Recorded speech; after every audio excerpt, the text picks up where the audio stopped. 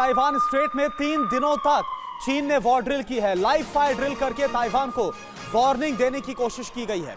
Taiwan से सिर्फ 50 kilometre दूर वॉर ड्रिल हुई है, यानी जो दायरा है वो और भी कम कर लिया गया। और भी करीब आकर ताइवान के चीन ने इस वॉर ड्रिल को अंजाम दिया।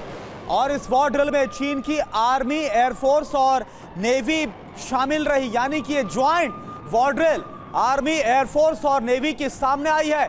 और सबसे ज्यादा गौर करने वाली बात यह है कि सिर्फ क्योंकि अभी तक हमने देखा था कि जो चीन की गतिविधियां हैं वो ताइवान से 100 किलोमीटर के दायरे में सबसे ज्यादा देखी गई थी, लेकिन अब इस दायरे को और भी कम किया गया। महज 50 किलोमीटर दूर ही चीन की तरफ से यह बड़ा मैसेज दिया गया इस वॉर ड्रिल के जरिए।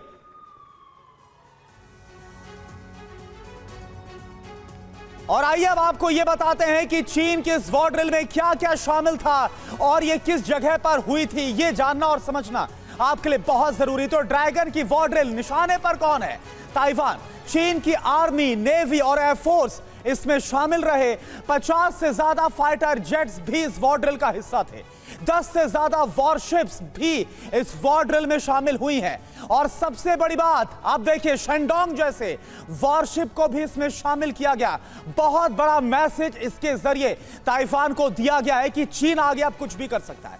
वॉर ड्रिल का नाम यूनाइटेड शार्प सोर्ड रखा गया। ताइवान सीमा से महज 50 किलोमीटर दूर इस वॉर ड्रिल को किया गया।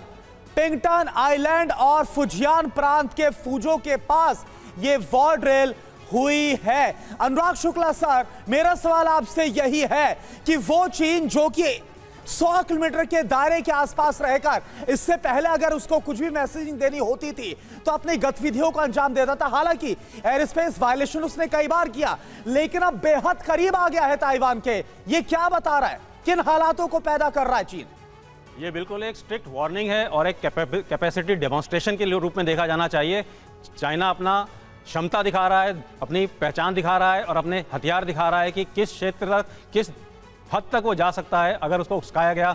और अगर इस तरह की कोई स्थिति आई जिसमें उसको युद्ध में लड़ना पड़े तो वो अमेरिका को और ताइवान को दोनों को एक मैसेज देना चाहता है। लेकिन ताइवान कौन सा चीन को उकसा रहा है? सारा उकसाने का काम तो चीन की तरफ से किया जा रहा है। ताइवान पर हमले की पूरी तैयारी नजर आ रही है। सीसीपी में प्रस्ताव पास किए जा रहे हैं कि ताइवान को हम लेकर रहेंगे।